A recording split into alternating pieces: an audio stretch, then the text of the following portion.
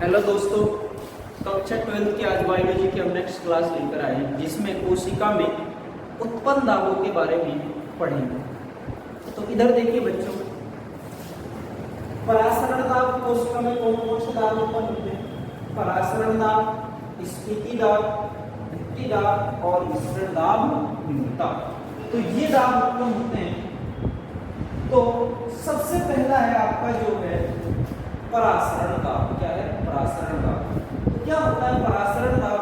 को विलायक को अर्धपारगम्य झिल्ली के दूसरी तरफ, ध्यान देना, वह दाब जो विलायक को विलायक के अर्धपारगम्य झिल्ली के दूसरी तरफ, ये विलायक के इधर और ये अर्धपारगम्य झिल्ली अर्धपारगम्य झिल्ली के दूसरी तरफ उपस्थित विलयन में प्रवेश करने के लिए, दूसरी तरफ ये अर्धपारगम्य झिल्ली इसके दूसरी तरफ इसमें प्रवेश करने के लिए आवश्यक जो दाब होता है उसे बच्चे क्या कहते हैं? परासरण दाब कहते हैं। क्या कहते हैं? ऑस्मोटिक प्रेशर कहते हैं। ये विलायक है, इसके दूसरी तरफ इधर की ओर इस अर्धपारगम्य झिल्ली में, इधर मान लो कि ये विलायक है और इसके द्वारा इस भित्ति पर जो दाब लगेगा, इसके दूसरी तरफ जो दाब लगेगा, इसमें प्रवेश करने के लिए जो दाब लगेगा, इसे बच्चे क्या कहते हैं? परासरण दाब कहते हैं। तो ये विलय की मात्रा के कैसा होता है? समानुपाती होता है। कैसा होता है? समानुपाती। ऑस्मोटिक प्रेशर समानुपाती विलय की मात्रा। दूसरा है स्फीति दाब। क्या है? स्फीति दाब। तो स्फीति दाब क्या होता है बच्चों? कोशिका द्रव्य के द्वारा, इसके द्वारा कोशिका है, ये कोई कोशिका है, इस कोशिका द्रव्य के द्वारा इसकी बाहर की भित्ति पर जो दाब लगेगा, इस बाहर की भित्ति पर जो दाब लगेगा उसे ट्रिगर प्रेशर कहते हैं। स्फीति दाब क्या कहते हैं? स्फीति दाब। देखिए, कोशिका द्रव्य द्वारा, इसके द्वारा कोशिका द्रव्य द्वारा कोशिका भित्ति पर बाहर की ओर लगाया जाने वाला दाब क्या कहलाता है? स्फीति दाब कहलाता है। क्या कहलाता है? स्फीति दाब। यानी इस द्रव्य के द्वारा इस पर बाहर की ओर जो दाब लगाया जाएगा, इधर की ओर ऐसे, इधर की ओर, ऊपर की ओर, इसके द्वारा यानी पूरे कोशिका द्रव्य के द्वारा इस पर जो बाहर की ओर दाब लगाया जाता है उसे क्या कहते हैं? स्फीति दाब कहते हैं। स्फीति दाब। तीसरा है भित्ति दाब। तो भित्तीय दाब जो होता है कि अब हमेशा वो स्फीति दाब के जो भित्तीय दाब होता है स्फीति दाब के विपरीत लगता है। कैसा लगता है? विपरीत। तो इधर से प्रेशर लग रहा है, ट्रिगर प्रेशर ऊपर से नीचे की ओर लग रहा है, तो ये इसके क्या हो जाएगा? विपरीत। तो ये ऊपर से क्या लग रहा है? तो कोशिका द्रव्य के द्वारा दाब लगाया जा रहा है। कौन सा दाब है? भित्तीय दाब। तो कोशिका भित्ति के हमेशा ये है जो इस भित्ति दाब होता है स्फीति दाब के विपरीत लगता है। तो क्या हो जाएगा? कोशिका भित्ति द्वारा स्फीति दाब के विपरीत लगने वाला दाब क्या कहलाएगा? भित्ति दाब। यानी ये स्फीति दाब है, तो इसके विपरीत ये क्या हो जाएगा? ये क्या हो जाएगा? भित्ति दाब हो जाएगा। इसके क्या हुआ? ये विपरीत तो हुआ। ये तो ऊपर से नीचे की ओर, ये नीचे से ऊपर की ओर, तो यही हो जाएगा कोशिका भित्ति द्वारा स्फीति दाब के विपरीत लगाया जाने वाला दाब क्या कहलाता है? ये दाब कहलाता है। तो यदि ये एंटर का स्फीति दाब ऊपर की ओर लग रहा है तो इधर से कौन सा दाब लगेगा? ये दाब लगेगा। कौन सा दाब लगेगा? ये दाब लगेगा। यदि इधर लग रहा है तो इधर से भी कौन सा दाब लगेगा? भित्तीय दाब लगेगा। कौन सा दाब लगेगा? भित्तीय। हमेशा ये स्फीति दाब के कैसा होता है? विपरीत होता है। कौन सा? भित्तीय दाब होता है। अगला है बच्चों विसरण दाब होता है, जिसको डीपीडी कहते हैं। क्या कहते हैं बच्चों? डीपीडी कहते हैं। क्या कहते हैं? डीपीडी यानी डिफ्यूजन प्रेशर डेफिशिएंसी। तो इसमें बच्चों क्या होता है? देखिए, डीपीडी क्या है?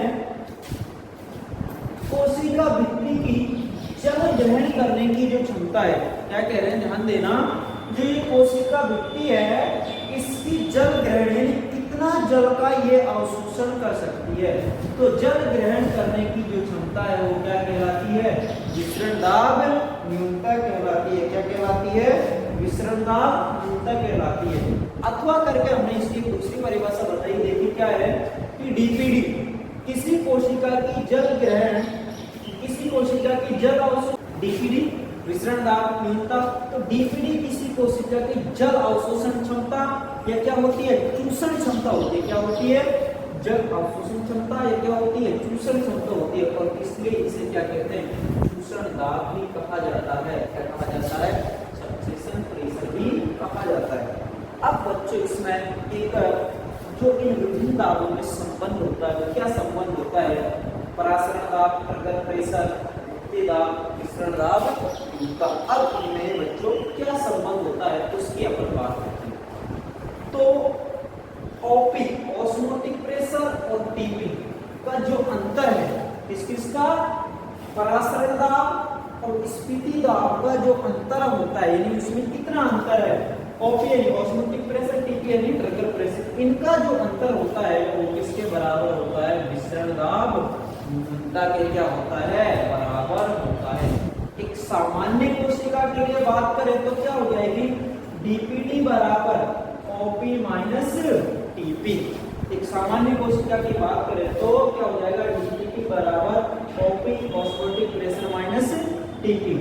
और एक सलत कोशिका, पिचकी हुई कोशिका की बात करें तो पिचकी हुई कोशिका में जो ओपी होगा, ऑस्मोटिक जो प्रेशर होगा वो क्या होगा, जीरो होगा। क्या होगा, जीरो होगा। तो क्या हो जाएगा, डीपीडी बराबर ओपी, टीपी का मान क्या है, जीरो रख दिया है, तो क्या हो जाएगा, डीपीडी बराबर ओपी। डीपीडी बराबर क्या हो जाएगा, ओपी। क्योंकि सलत कोशिका के लिए जो ट्रिगर प्रेशर होता है, नहीं सॉरी, जो ऑस्मोटिक जो प्रेशर होता है वो क्या होता है, जीरो होता है। क्या होता है, जीरो होता है। एक स्फीति कोशिका की यानी फूली हुई कोशिका की यदि अपन बात करें तो उसके लिए जो विसरण दाब न्यूनता है वो क्या होती है, जीरो होती है। क्या होती है, जीरो होती है। तो डीपीडी का मान क्या है, जीरो, ओपी माइनस क्या है, टीपी। इसका इधर पक्षांतर कर दिया तो ये प्लस से माइनस से सॉरी किसमें हो जाएगा, प्लस में। तो टीपी बराबर क्या हो जाएगा, ओपी। तो ये था एक सामान्य कोशिका के लिए, ये क्या था, एक सामान्य कोशिका के लिए था। ये एक सलत कोशिका यानी पिचकी हुई कोशिका के लिए था, और ये एक फूली हुई कोशिका के लिए था। क्या था, फूली कोशिका के लिए। एक नोट लिखा है लास्ट में हमने कि स्फीति दाब के बढ़ने और परासरण दाब के कम होने से, किसके, स्फीति दाब के बढ़ने और परासरण दाब के कम होने। ध्यान देना, स्फीति दाब तो बढ़ रहा है और ऑस्मोटिक जो प्रेशर वो क्या हो रहा है, कम होने से विसरण दाब न्यूनता भी क्या होती है, कम होती है। क्या होती है, कम होती है। स्फीति दाब के बढ़ने और ऑस्मोटिक प्रेशर के घटने से जो आपकी डीपीडी है वो भी क्या होती है दोस्तों, कम होती है। क्या होती है, कम। हाँ, तो बच्चों एक बार आप इसका स्क्रीनशॉट ले लीजिए। हाँ, तो बच्चों आज के लिए इतना ही। कल हम नेक्स्ट वीडियो लेकर आएंगे। धन्यवाद।